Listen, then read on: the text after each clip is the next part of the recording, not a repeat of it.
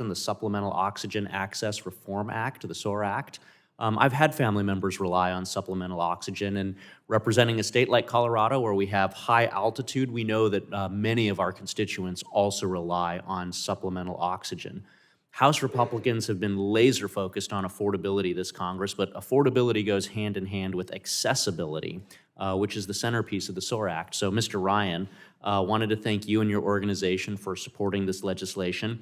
We know how important supplemental oxygen is, liquid supplemental oxygen, at times for people battling a variety of conditions. And I actually wrote down the number you just threw out, 860 times more oxygen in the liquid form in the same volume as you get in gaseous form. Can you describe the dilemma and the real human impacts that patients face when the existing system that we have with the Medicare DME program significantly limits access to liquid oxygen?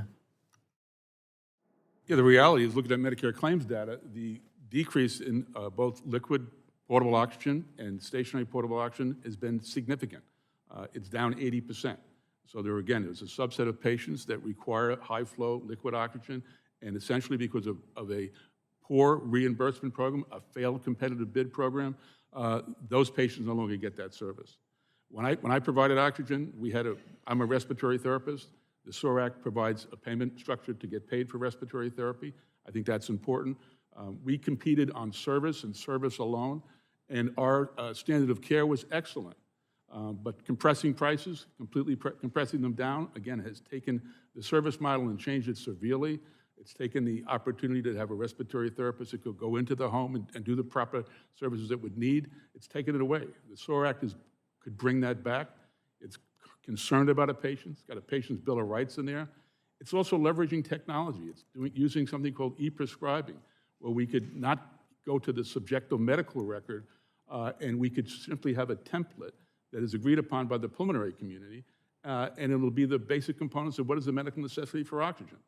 This bill is supported by well over 30 pulmonary groups, American Thoracic Society, CHEST, American Association of Respiratory Care. We have a letter for the record that shows the 30 groups and the pulmonary community working hand in hand with the DME-post community to get this legislation passed into law.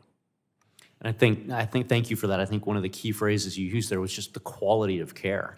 And so we know that quality of care happens when we balance affordability and accessibility. And a big part of that is making sure that these programs work, making sure that the money goes where it's supposed to, while also rooting out the fraud, waste, and abuse. And so can you speak to the SOAR Act, and specifically how it has some of those guardrails in place, but also takes a light touch via the creation of a national standardized electronic template to appropriately balance the needs of patients, providers, CMS, and make sure that we're being good stewards of the money? Yeah, well, again, I think the current problem is that the Medicare program relies on medical records which are written to support patient follow-up care, not to provide the legal support for a Medicare claim.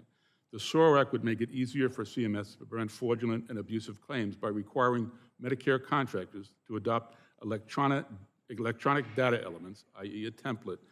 To date, contractors have refused to adopt this common sense approach. Adopting an electronic process in lieu of using physician chart notes would provide much more needed clarity and accuracy in the review process. And I think it would help in the fraud and abuse. Thank you so much for that. And again, obviously, I'm supporting the bill. I knew it was a good bill, but I'm just struck by that 860 number that you threw out there. People that need this high-flow oxygen.